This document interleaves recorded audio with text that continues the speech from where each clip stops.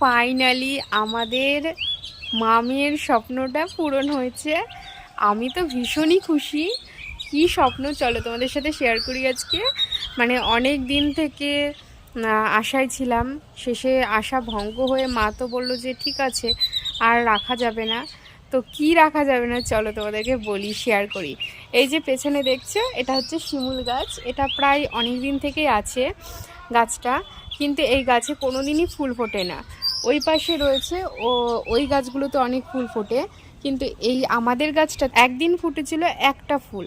তো মা রাগ করে বললো যে ঠিক আছে কেটেই ফেলো, কেননা ফালতু রেখে লাভ নেই, হচ্ছে ঘরে রৌদ্র পড়ে না, সেই জন্য এইবারই বলেছে মা যে কেটে ফেলে। আর এইবারই দেখো কত ফুল ফুটেছে, এখনও পাতা আছে, পাতা ঝরেনি। এখন বসন্তকাল, দেখতে দারুণ লাগে। তো ফুলগুলো চলো তোমাদের সাথে দেখাচ্ছি। এই যে গাছ, আর এই যে একদম ওপরে দেখো কত ফুল ফুটেছে। এই যে ঠিক এই জায়গাটায় কত ফুল ফুটেছে। এখানে ফুটেছে, এই যে এইখানটায় কত ফুল ফুটেছে। এই যে পাখি রয়েছে দেখতেই পাচ্ছ। আমি তো ভীষণই খুশি।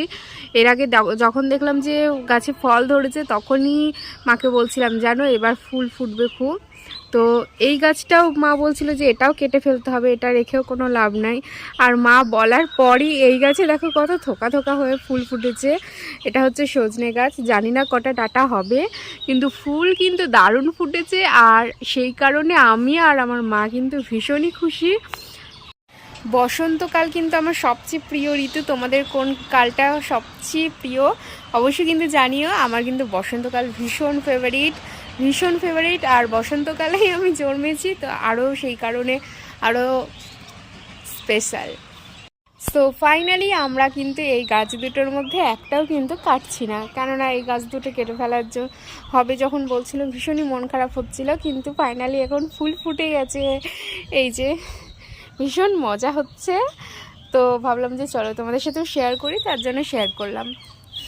তোমাদের কিন্তু কেমন লাগলো অবশ্যই জানিও। আর এই গাছটা যখন পুরো ফুল ফুটবে তখন তোমাদেরকে একবার শেয়ার করব। এখন ফুটেছে, প্রায় কিছু কিছু ফুল ফুটেছে, কিন্তু পুরো ফোটেনি। আর যখন পুরো পাতা ঝরে যাবে তখন দেখাবো। আর এই গাছে যখন যদি ডাঁটা হয় সেটাও তোমাদের সাথে আমি শেয়ার করব। তো চলো আজকে বাদে টাটা।